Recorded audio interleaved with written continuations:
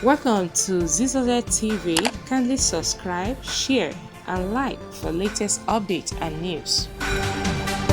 Welcome to Zisodel TV, where you can get your latest news as it breaks. Breaking news, yes, and events happening to